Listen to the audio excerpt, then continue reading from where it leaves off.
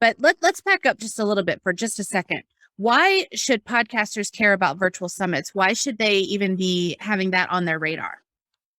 Well, first off, I'm a big proponent of virtual summits, not just because my buddy's JLD, but because they've been very successful for us in our company as well.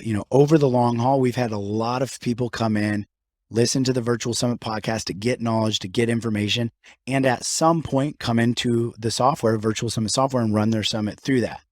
What I can't do very well, and I'm not an expert at podcasting by any means, but I'm a big proponent of them.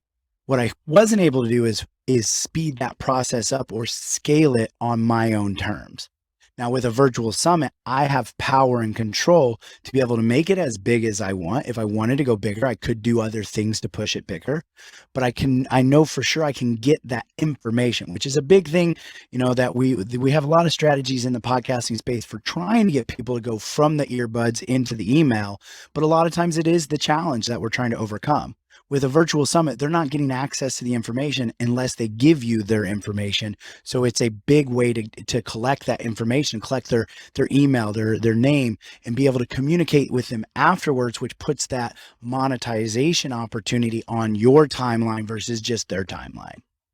Well, speaking of which, I mean, you said that you're giving value. So how exactly, like I kind of know this, but just for our audience, how exactly are you making money from it if you're giving away like 3 tickets to a virtual summit? How does that work? That's a great question. I'm glad you asked that. I always leave that to see if people are even paying attention, right? Wait, you said it was free. How'd you make 30,000 or 36 or 100, whatever?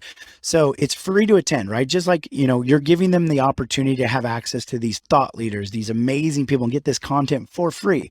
But it's during this period of time. The summit, if you're doing a multi-day summit, is like, let's say Thursday through Sunday, and they can show up and they can get access to those sessions. But just like any conference or any summit, when those end, when that day's over, those sessions close down and they're no longer available. However, we usually offer a summit offer or like an all access pass for a nominal fee, like $47 or $97. And it gives them access, one, to keep those sessions on demand, but we also throw in some cool bonuses or other things as well. So the people who are like the attendees who are like, this is amazing. Like, I want to come back to this. This is great knowledge. Or, I didn't get a chance to get through them all. I want to come back to them. They'll gladly pay $47, especially if they see the value in it, to have access to those ongoing. And so that's where the revenue from a summit comes. Now, I always say your summit is not your monetization strategy. Your summit is your relationship strategy. That's where you build the know, like, and trust. Your monetization strategy comes after that. It's what you're going to do after the summit is where you're truly going to be able to monetize. Most of our summits, we see anywhere from 10,000 to 50,000. We have had a couple $100,000 summits, but those were 10 to 20 to 30% of the revenue we were able to generate after the summit because we've built the relationship with them, and then we bring them into our next promotion or offer.